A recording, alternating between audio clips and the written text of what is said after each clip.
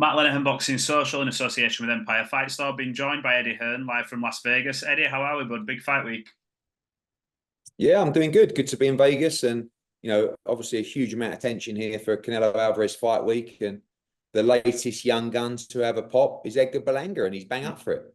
You've been on both sides of this. Team Canelo, I know you're still friends with him regardless of what happens here, but you've made comments saying, Edgar Berlanga, he won't freeze. You've seen other fighters come and they've almost tried to survive in there. What makes you convinced that, Edgar Berlanga will give his very best and we'll see a competitive fight and the lights won't get maybe too bright? I think he's just got that mentality. He wants to be a superstar. He soaks up the limelight. He's always chasing it, if you like. And I think this is the stage that he's dreamt of for a long time. I think you've got to rely on a few things. You need to box out your skin. And, you probably need a little bit of luck that Canelo might have overlooked him or physically isn't what he once was. But he's very, very good. And, you're rolling the dice financially. Obviously, this shot secures your future forever and many generations of your family, which is important. But this is the shot of legacy to become a superstar yourself. And that's what Edgar's been searching for. And this is his moment. In this, obviously, we've seen before when Canelo's fought the likes of Dimitri Bivol and he's come up short. A lot of people talk about Edgar Berlanga's power in this fight. If Edgar manages to get the victory over Canelo, is there a rematch clause in place where they'd have to run that back? Yeah, I mean, always there's kind of like loose language regarding that, but really a lot depends on the fighters, what happened in the first fight. But, also the biggest fight out there for you would be the rematch. So, for Edgar, you beat him once, you'd want to try and beat him twice for massive money. So be a nice problem to have. Mm-hmm. In your heart of hearts, obviously, I know your team Berlanga. Can you see Edgar when he's talking about, his ring IQ? I spoke to him in Vegas last time out, and he said he took a lot from the Floyd performance, and he thinks that as he steps up in levels, his IQ will go up against a guy like Canelo. Do you think this goes the distance and he could outpoint Canelo? I think he has to go up in IQ and levels because Canelo's really good and he's levels above anyone that Edgar's ever faced. That's one of the problems with fighting Canelo Alvarez. When you get in the ring with him, he's by far the best fighter you've ever fought. But that's just how it goes. So you've got to be able to match him. You've got to be able to raise your own levels. But we believe Edgar has ability. I think his ring IQ is underrated. We know he can punch. And you can't just go in there like you saw against Munguia. Every time Munguia took chances, he'd get countered and he'd get hit a lot. So it's like, on one hand, you want to box smart and box clever, but you've got to try and make a dent as well. So, Canelo's output has dropped over the years. And, he hasn't had a stoppage in, 5 fights or something like that. So he's not always out there trying to put his foot on the gas and chase down the stoppage. So, you've got to match him and beat him on work rate. And that's what Dimitri Bivol did so well in that fight. This week, I saw earlier on one of the meetings you've come sort of face to face with Leonard Ellaby. I know you've had back and forth over the years, and I saw the clip. I think there was a picture that went up, and I just thought, oh my God, I'd love to have got that on camera. But what was that like? Because obviously, I think it must have been James DeGale Badu Jack the last time you were maybe in the same vicinity. You come walking in with Team Berlanga, and he's there, and there's obviously been a lot said from both sides. What was that initial how's things going kind of thing? He was very friendly. He came up to me and was sort of mucking around, turned around, and I said, Leonard. And he was like, really friendly. I mean, to be honest with you, there probably hasn't been beef for about a year. I mean, the last bit of beef was like he said he was going to slap me on sight and stomp me out. But that was when it was it was never personal from my side, but it was quite heated. Whereas now, like, there hasn't really been a lot said for a while. But often, a lot of this kind of beef is built through the online clickbait and stuff and headlines and stuff like that. Then, I think sometimes when you actually watch an entire interview, it can change your opinion a little bit. But obviously you see a headline and you get a little bit angry. But when you come face to face, it's like Oscar, Oscar's slags you off non-stop.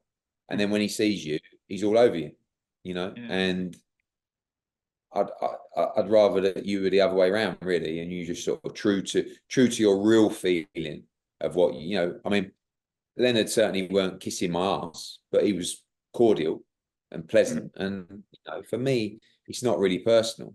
there's nothing. I would never say anything personal about someone. But obviously, if you did, and there's been stuff said about other people from Oscar that has been personal, and that does switch up the game a little bit. What do you make of Oscar? I mean, these clapback Thursdays have been going on now for a good few weeks, and look, I hold my hand up. I think they're entertaining, but he's doubled down on obviously this personal thing with Canelo over and over again, Yeah. and you're thinking this is broadcast on DAZN as well, and he keeps going and going. What do you honestly make of it? Because he's saying I'm going to the UFC. Yeah, I find it quite weird, really. Like, on one hand, Oscar's sort of his whole mantra right now is how happy he is, and look at me, guys. And there's obviously this thing with Canelo that just eats him up so much. I mean, the stuff with me eats him up, but this is on another level. And it's like this Clapback Thursday thing, which I think is actually quite amusing. Like, you've got that platform there. Why would you use it to just continuously talk about or try and discredit Canelo Alvarez, who's a fighter that left you 5 years ago, 4 years ago? It's over. On one hand, you're this happy-go-lucky guy, and then on the other hand, you've got like this toxicity eating away inside you that's making your blood boil. Just let it go. Like, talk about his fighters, Zurdo Ramirez, Zepeda, Munguia. I know Munguia's left him, but like the other guys he looks after as well. So, like, I don't know. I find it a bit weird, really. Like, just let it go, But Oscar, some people you can have an argument with and everything's quite straightforward. But with Oscar, I feel like there is a little bit of an underlying kind of, I'm not sure the word, maybe like a toxicity. It's quite personal with Oscar, and it's not really personal with other people. You have a row, you don't like what they said, they don't want what you said, but with him, it's like more of an eating away inside. I'm not sure what it is, but I just think with the Canelo stuff, Oscar was an amazing fighter. Like, Canelo's an amazing fighter. Just, you've done well. Like, be happy. Let's come on to AJ, because obviously off the back of this week, we fly straight into that huge card at Wembley. You've talked about his mindset. I know you've spoke about it before, but what's different about him in terms of what you've seen previously for Daniel Dubois? What's changed? Just the confidence of the game plan and what he has to do. I go back to, I feel like for a long period, he was a little bit lost in his preparation and style. Like, even coming off the Klitschko fight, really go as far back as that, and going into Parker, and then obviously Ruiz and the rematch and Povetkin and all the other fights, Pulev. I think this is the first time in a long time he truly believes in what he's doing and believes in the game plan and the tactics. Ben and Lee Wiley do a great job to show you the mistakes that are made and how you make that individual pay. And he did that extremely well against Wallin, extremely well against Ngannou. And Dubois makes a huge amount of mistakes that AJ knows exactly how to punish. And he's just that confident. With AJ, he's a smart guy. You can't just bluff him and say, yeah, just go in there. And like, when he fought Usyk, it's like, everyone's like, yeah, just stick it on him. Like, that's what it's not that easy. You don't just stick it on him. How do you do it? And Ben inputs that data so well with AJ to explain how you do it. And he's very regimented, AJ. You drill it, you drill it, you drill it. And when you drill it and he gets it, he's very dangerous. And listen, Dubois is dangerous. It's a great fight. With the work you've seen him do with Ben, and obviously Daniel Dubois has got a new trainer as well in Don Charles. He's gone from strength to strength, although people have talked about maybe mistakes made against Hrgovic. Do you look at that fight and go, you know what, if you make similar mistakes like that against AJ, because of the team around AJ now, he'll know how to execute a game plan and potentially finish him? Well, it doesn't matter the mistakes he makes. He's still dangerous. Yeah. I think that if Dubois comes out hot, like he did in the Hrgovic fight, he's a handful. But there's also a very good chance he could get chinned inside 3 rounds. Because he won't be able to stand up to AJ like he stood up to Hrgovic. And Hrgovic couldn't miss him with a right hand. But he's a handful, and it'll be interesting to see the tactics that he employs in the fight. Frank Warren's obviously said today, you know, AJ could retire if he loses to Dubois, and obviously we've got Fury to fight Usyk. Do you believe, say a scenario which would be a nightmare, but obviously if Fury and Joshua are both coming off defeats, would you still imagine that fight happened? Hard to say, obviously, because you don't want to think that from obviously your point. I do think the fight will happen, but it's the size of the fight that the results, you know, dictate. Like if AJ wins against Dubois and Fury wins against Usyk, you've got the biggest fight in the history of the sport. If one wins, one loses, still massive. But obviously the value of that fight changes. And if they both lose, the value of it changes again, you know. So I think the fight will get made, but all eyes are just on this, September 21. Shakur Stevenson, I know we've had the pull-out with the injury. With you talking with obviously Leonard over there and the guys that stateside, would you be pushing for, I know there's the Zepeda thing to come into play, but could we not see a scenario when Shakur's back, depending on when Tank fights next, that we look at maybe going into that fight? Because that fight's mega.